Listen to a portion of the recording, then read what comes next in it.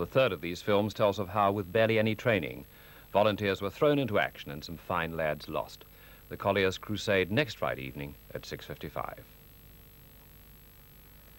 In 10 minutes, Gardener's World with Geoffrey Smith and Jeff Hamilton at Barnsdale. First, at 25 minutes past 7, the news with Jan Leeming.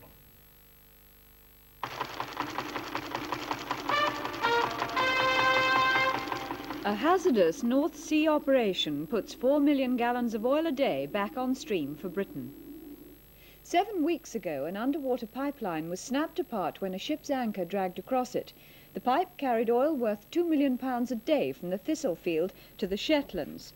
Today, the British National Oil Corporation said they'd managed to repair it at an unprecedented depth for work of this kind.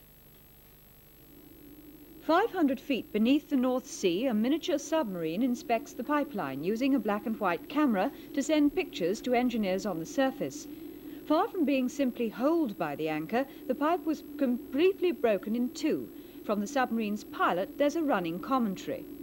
Coming into the position where the pipeline has been, it appears snapped completely in two. There, immediately below the pipe, can be seen the scar out, which appears that it was caused by the escaping oil. On the surface, a specially designed barge moves into position to carry out the repair.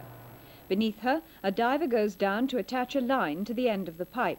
He'd spent 4 weeks in a pressurized chamber breathing helium gas in order to work at this depth. A dangerous job, but the Thistle field lost £12 million worth of production in 1 week. At 4 a.m, the end of the pipe is tugged over the barge's stern with a spray of pressurized air bursting out of it. As the mechanical grips haul it on board, the next job is to weld on more sections of the pipe to connect it back to the oil production platform.